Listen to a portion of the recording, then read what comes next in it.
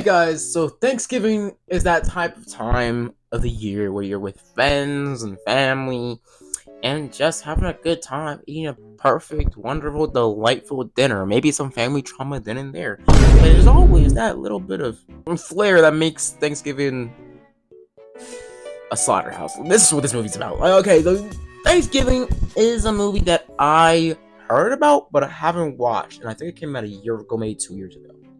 Now, Thanksgiving to me, after I watched it, it was interesting. And we're going to be talking about it right now. Now, I'm going to be jumping over a few key points, but I really am going to be giving you all the information you're going to need. And then we're going to be diving into the depths and the characters and the most sorry character in the whole lineup, Scuba. Oh my god, bro, this nigga is sorry, bro. I'll start our movie off being introduced to our new characters. Eric, the sheriff, Mitch, the husband, or one of the store employees to what's about to go down in the town tonight, Black Friday. Oh my god, how things happen. But that's foreshadowing. Then we get introduced to Amanda. Amanda has some sort of undertone tension between her and Eric. It's some sort of tension between them, and something that we aren't really seeing until the end of the film.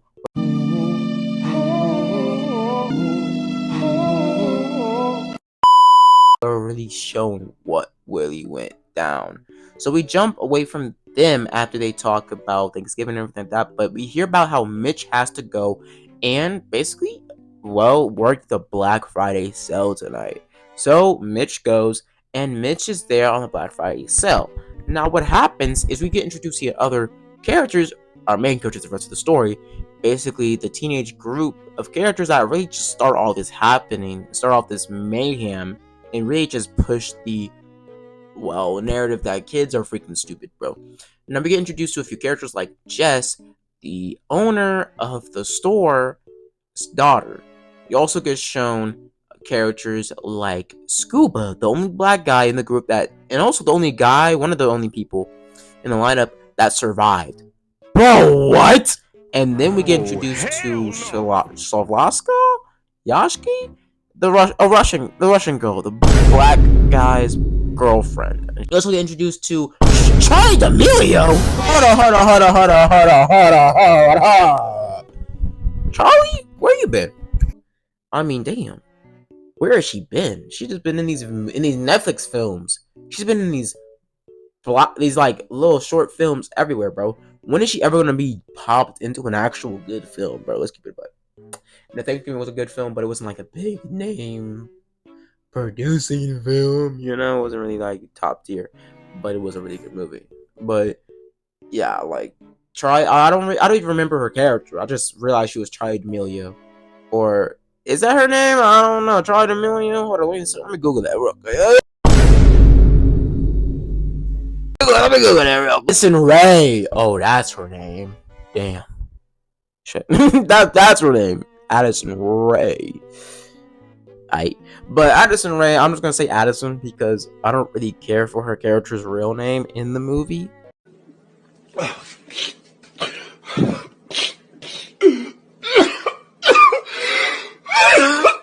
I'm gonna call her by Addison. And her boyfriend, Evan. Now, Evan, he's a dumbass, bro. He's a dummy, man. And he got, like, the way he went out in this film was just cruel, dude. It wasn't even like anything crazy like that compared to the other unalivings in this film. But let's just say like the principle behind it was insane. Jess is the daughter of Thomas, the owner of the store. She's able to get into the store early because her friends want to get a few things, especially Evan. Evan wants to get a new phone. So they go into the store before it opens, about 10 minutes before it opens for Black Friday sale, as you see an entire crowd of crazy people. Now we also introduced to another character called Ryan, and he's basically the guy best friend type. He wasn't the best friend, but he's basically been hitting on Jess with undertone. Like it seems like he's been hitting on her for a long time now because they're on first name basis, all of them, especially Bobby. Bobby is Jess's boyfriend. So we see that Jess is kind of just trying to shoo Ryan away, but Ryan is persistent. But Bobby steps in and says to push off. Bobby got them short king energy. Shut your lame ass up, nigga.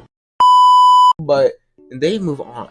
So they get into the store, and it's not even crazy because they get into the store early, which also has heads swiveling and turning and stuff like that. Stuff starts to go crazy, right?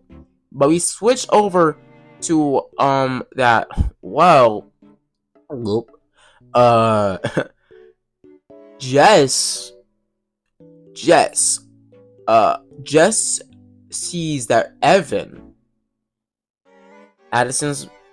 Rae's boyfriend in the movie, is taunting the Black Friday people outside. Like, he's taunting them, saying, "We got all the good stuff." It's crazy because he's taunting them, and that will bite them in the ass later in the film, bro. So they literally start rioting, and one of the kids, the football kid, he'll get his like back. He'll get a little bit of what coming to him later on. But he grabs the microphone out of, well, pretty much the, I think, officer's hand, and says that the store's open, having a riot happen, and people start kicking down fences, start literally collapsing and literally rioting and literally freaking stampeding over police officers. One security guard just runs away, bro. He's not stopping that mob. He just books it, bro. He dips out of there instantly. He's not wasting no time. He's dipping out of there. And let's just say him running away doesn't pan out well. So we see that they literally rush in there, and this is where shit really hits the fan, bro. We see that people get stampeded and stumbled over. One of the security guards sees that they are flooding in like freaking wildfire, and the doors are closed, right? So the glass is about to shatter. The guy tries to open up the door and try to save them, but the door breaks down and he gets stumbled over because the door falls on top of him. People jumping and crawling over and running over the door while he's underneath the door, killing him.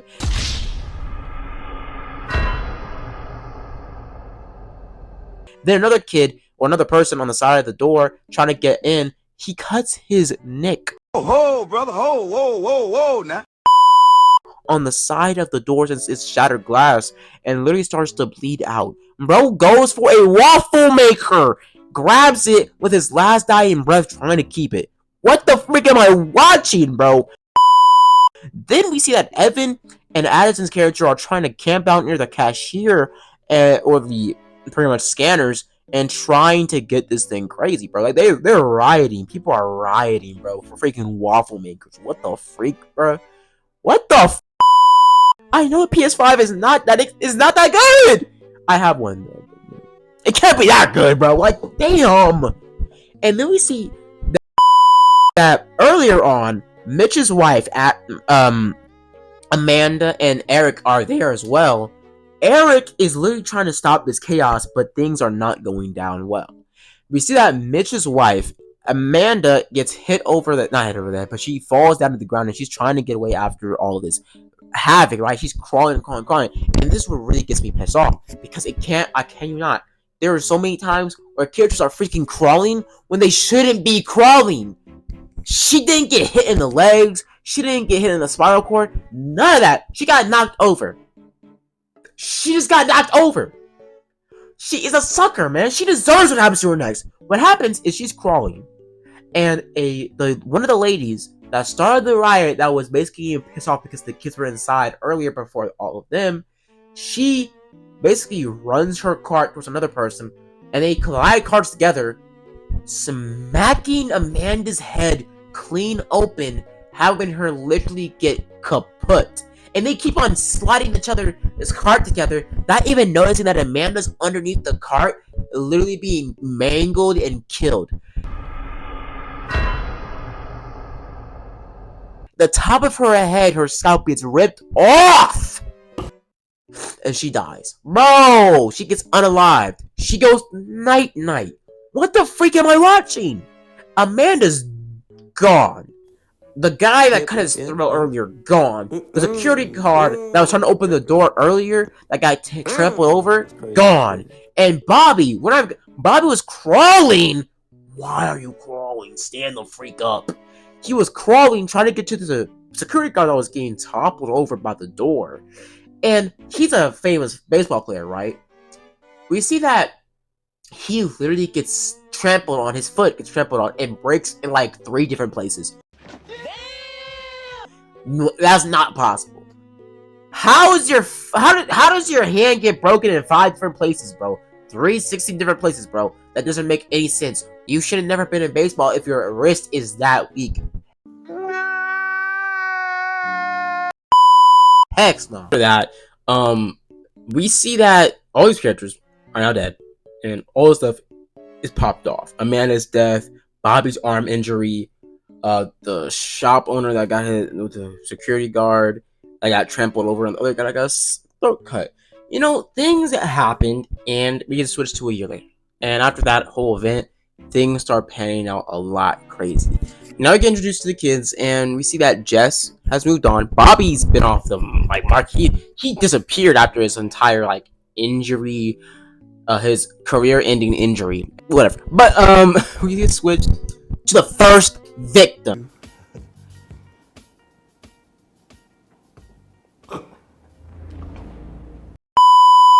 After the events of what happened to the first one, we see that a little bit of precursor.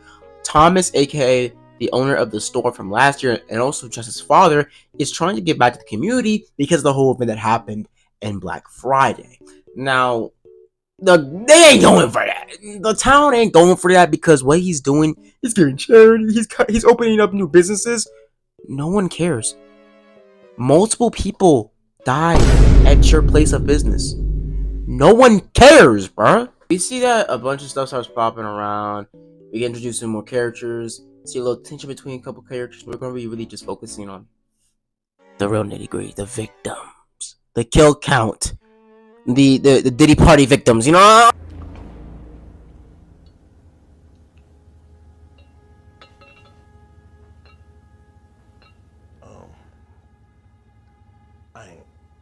I wouldn't.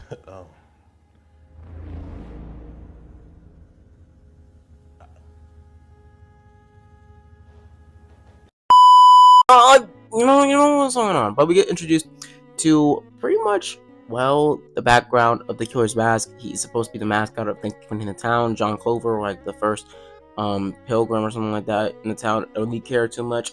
We're here for the gritty, gruesome, intense unalivings. Oh my god, bro. Some of this stuff is super unrealistic, but geez Louise, it's interesting to look at. I'll show him the whole 9 yards. The first victim, Lizzie. Lizzie was one of the people that was, well, in cohorts, and also one of the people that was pushing the cart that indirectly, smushed over or cracked open Amanda's head, killing her.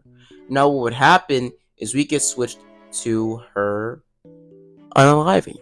Now, she looks over and she's a mask on the dinner table. She counter because she's closing up the diner. She looks over and she's confused and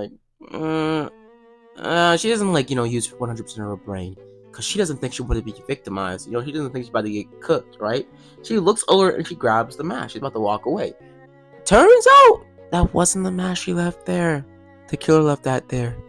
She basically pits it away and is about to leave the lockup, but she gets absolutely splitzed by the killer. The killer grabs her like a man, literally manhandles her and chucks her into the sink and basically starts washing her face into the water as she tries to get away from him, but she basically gets booty slammed. I literally got just chucked into the freezer door. Basically, the killer opens the freezer door and sticks her face onto the freezing door. She's wet, by the way. Bitch, I see what you did there. I know.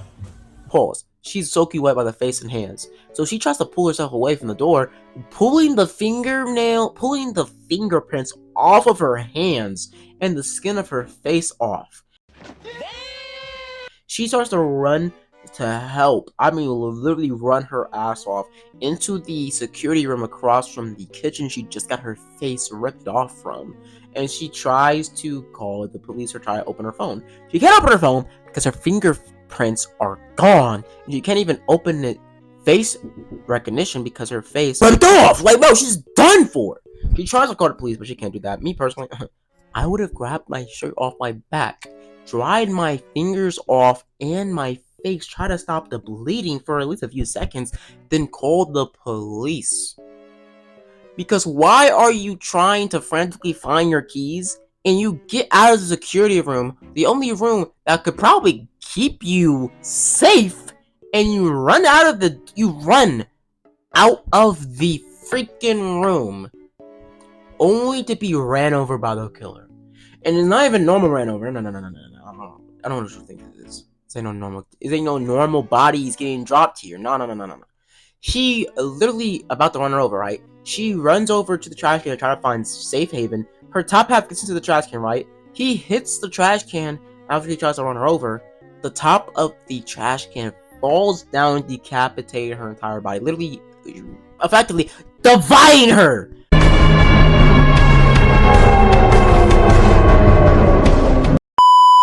She's done for. She's done for. And he literally puts her bottom half on top of the star of the store to give a warning. He takes a picture, posted on Instagram from a different account, and tags all the people he about to victimize.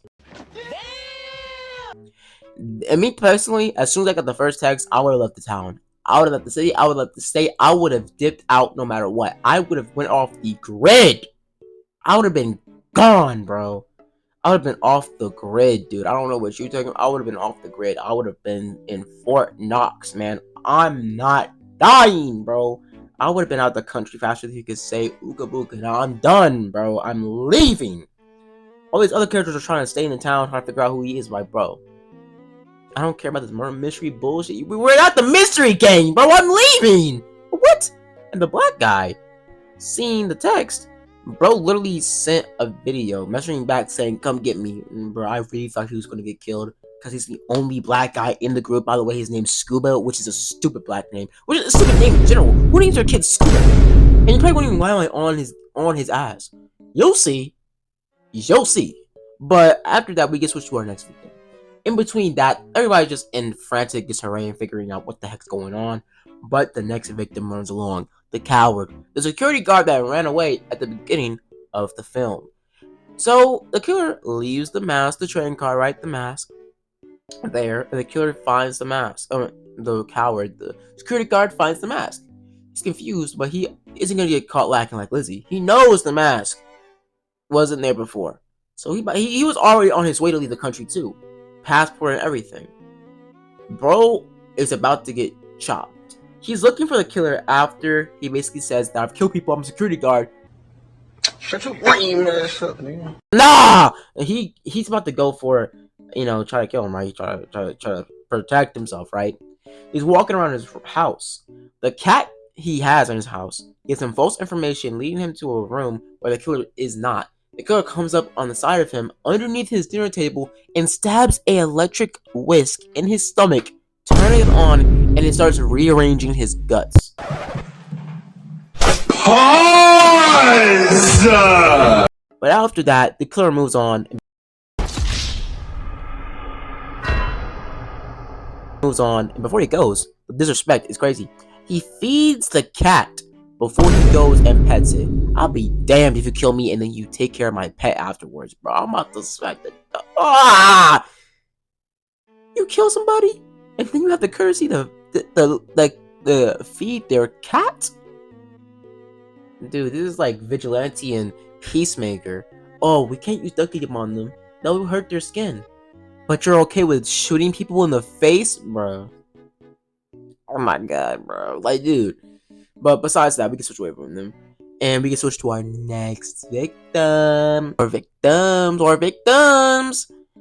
Very much, we see the football player that started the riot at the beginning of the film with a cheerleader. They're about to get hanky-panky, Friday the 13th type normal teenage hanky-panky wanky in the, I think, athletic room in the high school. She's jumping on the trampoline, giving him a show. And he looks, and her back is turned, right? The killer comes behind him and treats his neck like Play-Doh and snaps like a twig, bro. I mean, literally contorts his body in ways you would never even know, bro. Bro got his whole entire spinal cord rearranged. Bro gave them a good swish neck. Nah, pause. Hey, yo, what the heck am I talking about? Goes under the trampoline the girl's jumping on and puts his knife in the bottom of the trampoline, stabbing her. She gets stabbed through the feet, then the legs, then the stomach, and then she's done for, bro. She's cooked.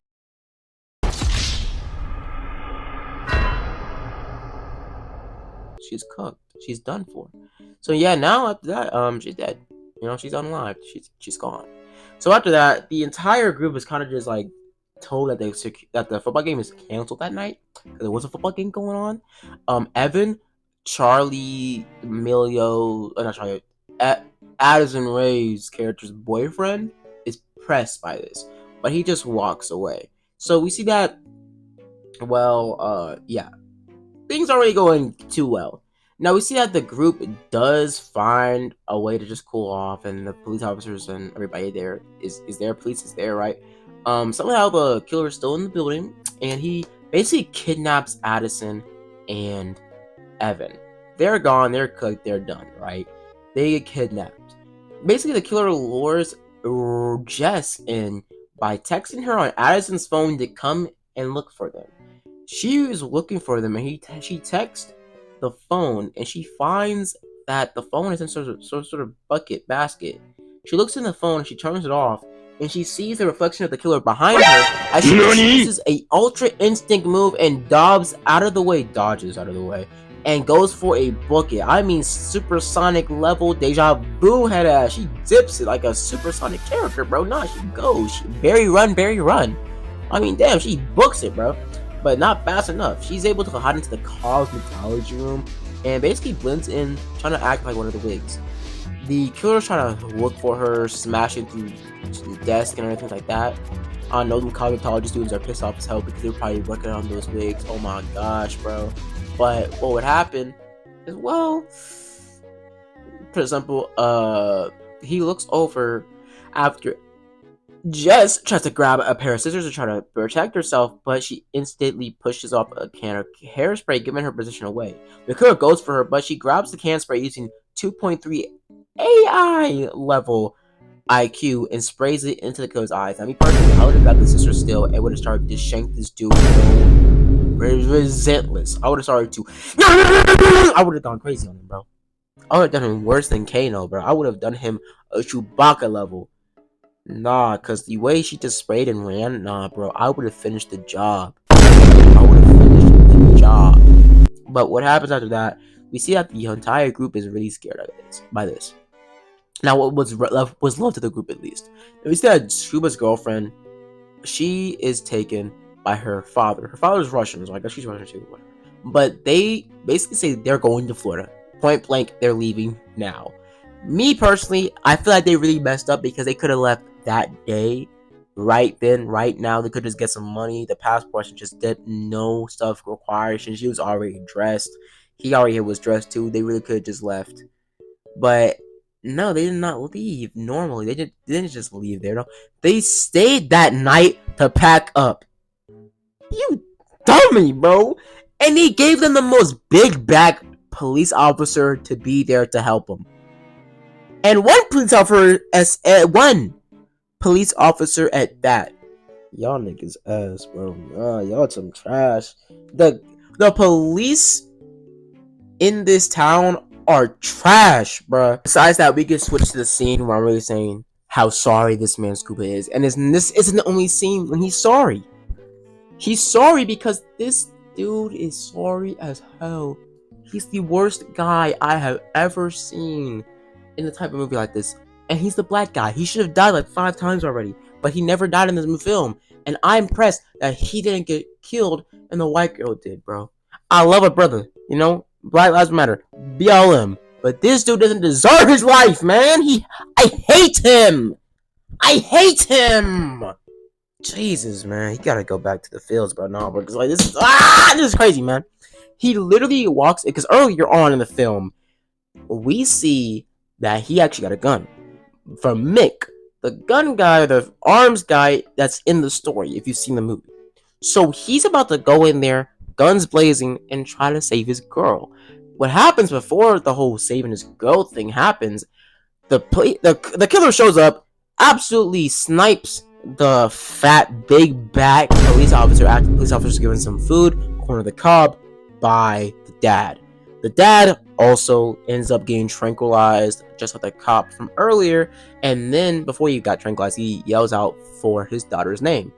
She thinks she's just being a dad, and she just like says whatever, and she's on FaceTime with Scuba and Jess. She's cleaning her ears as she drops the Q-tip, picks it back up, about to throw it away. She looks up into the mirror and sees the killer is behind her, lurking and waiting in the shadows behind her. He literally stabs her in the eardrums with the corner of the cob stick things, right? That was on the same corner of the cob that the police officer had. He stabs it in her eardrums, effectively making her deaf. Keep this in mind, she is deaf. She can't hear anything anymore. So she starts to crawl away, which is stupid, because why the frick are you crawling? I know you're deaf, but bro, it ain't that deep, man. Telling me that just because you got a little stab in the ear, you're acting like an actual wussy and not getting up. Me personally, wouldn't be me. I would have gotten up and I would start to run. Huh? Use your feet, dude. Use them, bro. I freaking hate her for this. Like, she really deserved what happened to her next, bro. Because, like, why did you not run? She started crawling and shit. Like, bro, your legs aren't hurt. I know the kid was like, why are you crawling, dude? I know he was like that, because ain't no way. But she started crawling, and I'm just watching this on my TV. I'm like, is this woman stupid, bro? Like, what the freak? Man.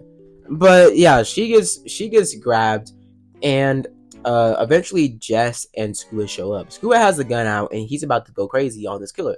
The killer has the girlfriend, the Russian girl, by neck point with a knife to her throat, and is basically telling them to stay back. He also shows them a live stream of, or a video of Addison and Evan. They're still alive, but just locked up, or pretty much tied up in the same area where the original posts were made. So yeah, they're still alive, but I don't know for long. So what happens is he tries to shoot him, as we see that, well, the Russian girl, right? She's yelling at her boyfriend to shoot. She does not know what is happening. She doesn't know what is saying, what is happening, right? To her mind, she thinks her friends Addison and Evan are dead, and she's next. She also thinks her boyfriend sold, because what happens is, it's not even like he misses. It's not even that the gun jams. It's not even that he shoots her. No. He shoots the gun and it's on safety. I fucking hate him. He shoots the gun and it's on safety. It's on safety, bro. This dude is sorry, man. He shouldn't have a firearm if you this sore. I don't even have a firearm. And I know if you're ready to block if you're ready to crack somebody, take it off safety, bro. That's rule number one. Take it off safety, bro. And don't just point it at yourself. Bro literally starts to try to shoot it. Nothing happens. He uses 2-3 precious seconds and tries to turn the safety off. The killer takes this for pretty much, well, at his advantage, and literally chucks the girl into a saw blade, because they're moving right now. The environment right now in the house, they are moving right now. Chucks her into the saw blade, right down her chest, right into her chest, bro. Organs out, guts rearranged.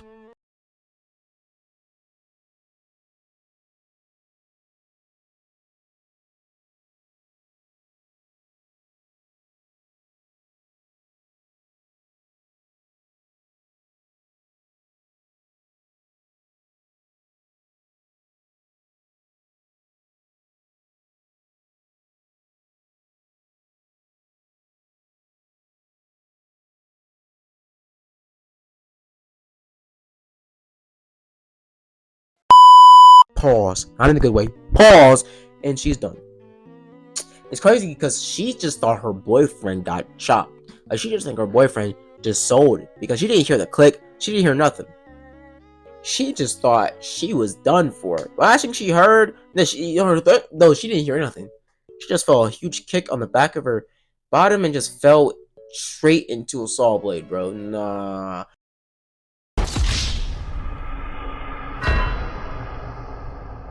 Another snow bunny down for the count. Dr. Umar, you won again. But yeah, she's done for. She's gone. She's a goner. After that, the group decides to make a plan to try to lure the killer out using the parade as a type of, well, pretty much. So, detour, right? So basically, luring him with the parade to a warehouse because making the warehouse look like it's empty. So they could use that to lure him there so they can bum rush him.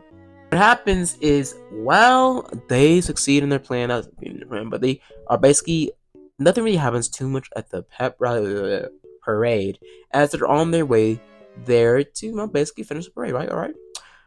The killer pulls a Uno reverse card, doesn't show up in his actual killer uniform, in a killer mask outfit actually, instead, and just chops off the literal mascot's head clean off. And this is a teenage kid, by the way. In the pretty much turkey costume. So he's chopped, and everybody in the parade is like freaking panicking. We see that he starts to literally throw smoke bombs and grenades everywhere, and throws a flash grenade into the car of the police car where pretty much everybody is in, like Scuba, Jess, Catherine, Thomas, the dad and stepmom of Jess, and well, the clown jumps in, tranquilizing one of the police officers that was trying to drive him away, and tranquilize all of them in the back, and drives off. And bada bing bada boom, yeah, like they're done for. We open up with the most gruesome, and I mean the way he did her was so dirty, man. Catherine's death has to be the worst one in the whole entire film, bro. Oh my gosh, this is vicious. This is vicious, man. We see that he literally goes and starts basing her like a turkey. She wakes up. She just stays. She plays sleepy, not trying to give away that she's awake, right?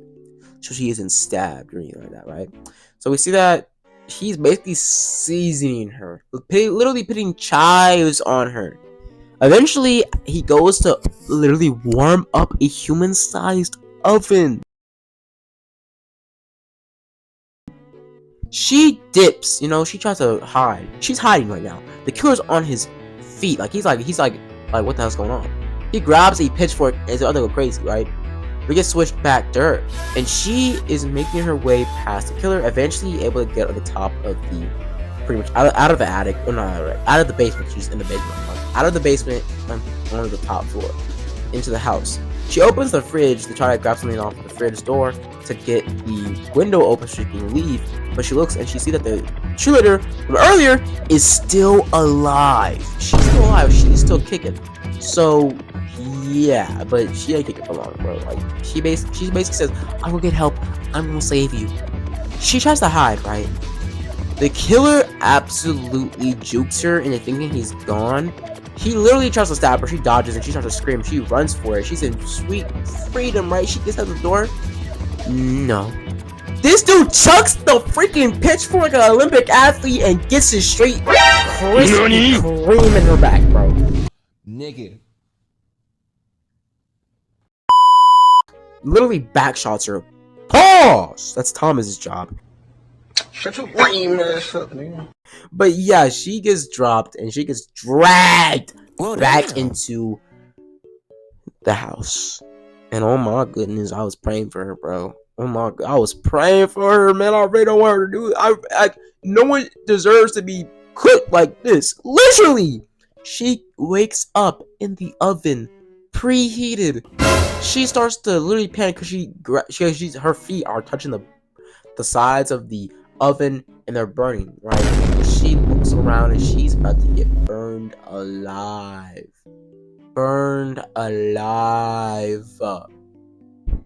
And she does. The killer starts to turn this shit up. Dun dun dun, and she's done. She's cooked, literally. She starts to literally get cooked alive, and the killer opens the oven halfway, right, and stuffs the thermometer in her shoulder. One of the ones that pop open once the turkey's done, and closes it back up. It pops open and she's dead.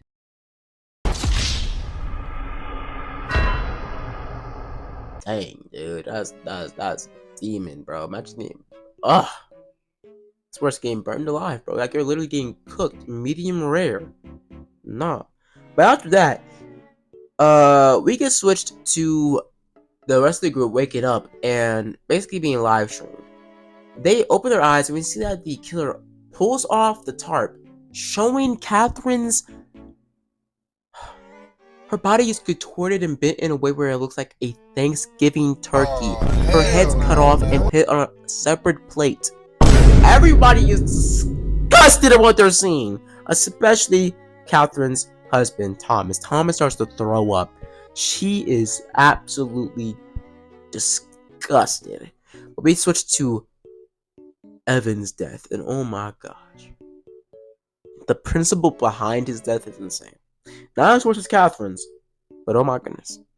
He basically the killer grabs Evan's head, chucks his freaking head on a cutting board, takes out a mallet and says that I know you wanted to break the internet, right? That little video you recorded last year. Real funny, huh? He basically says that you're gonna go viral. This is gonna break the internet. As just for clarification, Evan's parents are probably watching this live stream. This live stream is spread like on Instagram. Millions of thousands of people are probably watching this right now. Evan gets his head smashed in by a freaking mallet for food. This dude is superhuman. How do you crush an entire human's brain, whole head, freaking pasture him, freaking make his head into a paste with a mallet? The amount of strength you need to make something like that happen is crazy work. And he literally gets kaput.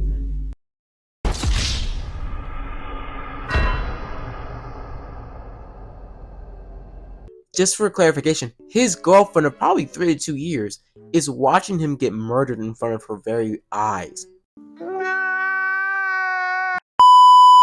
And after what happened, the live stream gets likes. They start liking! They send him gifts! He's getting gifts off of this live stream. Nah, bro, there's some crazy shit right here. Nah, bro, this is demon. This is demon, bro. But yeah, that's what happens. That's what happens. Yeah, he's done for. He's cooked. He's chopped. It's over. So yeah. After that, we also switched over to Jess. Clarification: Jess actually was offered a knife belt from Mick, the guy that gave the firearm to Scuba, the guy that literally is trash at shooting. So basically, yeah, she goes back to get the actual knife because first time she turned it down, second time she got it back after the death of the Russian girl. So basically, she is cut free alongside Jess because Jess uses it to cut herself free, then gives it to Scuba to cut himself free. They get out and they basically, Scuba throws an entire chair at this bro's forehead, and the killer gets up, but also not gets up, but he falls down, dropping the knife. And Scuba has him clear shot too. He has weapons in his hand. He has a literal piece of wood in his hands. He could literally shank this dude. Freaking Vampire Diaries him right here, right now. Freaking Van Helsing him right now. He literally freezes for, I can you not, 5-something seconds. He gets back up and literally lunges towards him. He jumps and runs for it alongside Jess. This guy is sorry. How are you not gonna take the shot? Cobra Kai, strike first, strike hard, no mercy, bro. Shut your lame ass up, nigga. Oh, this dude is trash. I hate him, bro. He is so sorry, bro. His black card is revoked. I've never done this day in my whole history, but now Scuba's black card from Thanksgiving is now revoked and it's never been given back ever. Damn! He's never getting that back.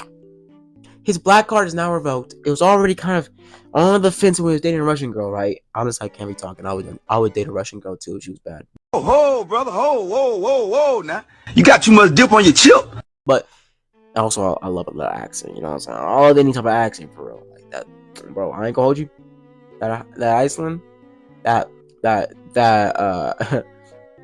let's just say, like an Irish accent, that should go crazy. I ain't gonna hold you. I'm just like, basically, Yeah, he's sorry. He sold so hard. Plus, on top of that, he gets dropped, not killed, but he gets side cut by the killer. So he's done for, right? We see that Jess runs for it. Jess is running, right? She gets off the fence and she almost gets killed by the killer, but she wins or she gets there like by a split second. She eventually makes her way to the warehouse they were originally going to set up for the killer, and she finds Bobby there, dressed up as the killer. What happens is actually the killer dressed up Bobby to give himself basically a slap on the wrist, like get the police off of his back.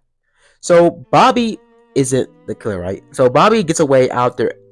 Basically, police officer Eric shows up, or he was basically knocked out in the beginning or the front of the entrance because Jess grabbed his gun to go after Bobby or to go into the warehouse. So what happened is the police officer tries to get Bobby, but Bobby gets away, and we see that basically the police officer Eric is found to be the killer because Jess notices grass on his feet from the chase in the forest, and she notices pollen on the forest on his pants, and she puts two together, realizing that he's the killer. He says, well, if only I had a few seconds longer with you on that fence. Pause, but what? What did you say, nigga? What are you talking about now, man? What are we saying? But yeah, so he tries to go for her, but before that happens, he gives her a little bit of a backstory about why he's doing all this. Turns out he was having an affair with Mitch's wife, Amanda. Amanda was pregnant with his child, and they were going to get together, and she was going to leave Mitch that night.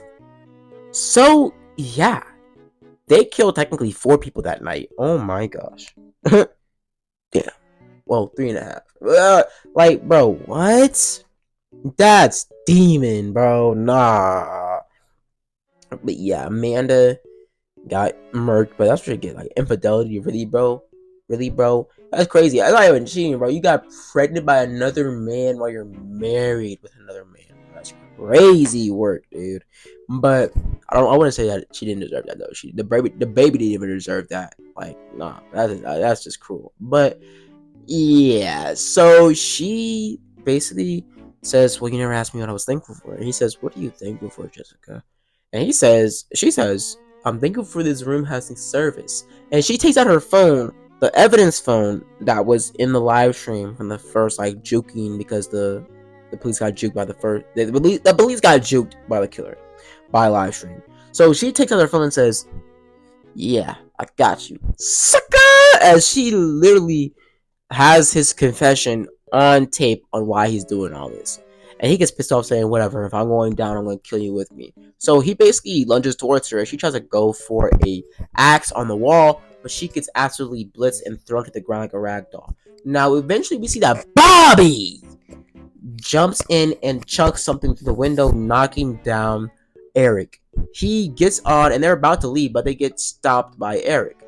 Eric's ready to take him out, but earlier on, when they were chased by Eric, she turned on the inflatable filled with hydrogen or nitrogen, and she was about to let it rip because she grabbed a musket that was on the back of the truck they were trying to leave in, the crane truck, as she shoots it, blowing it up, effectively taking down Eric, or so we think.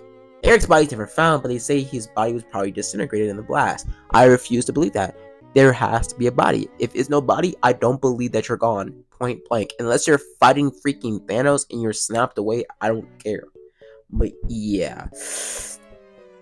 Yeah, like, that's over. That's over, yeah. But I would say, overall, the film's pretty decent, pretty nice, and I enjoyed it very much. It was a nice little horror Thanksgiving flick. Hope you guys enjoyed the video. Hope you guys like and subscribe as always, guys. Have a blessed day. Deuces. And also, happy Thanksgiving, guys. Eat good.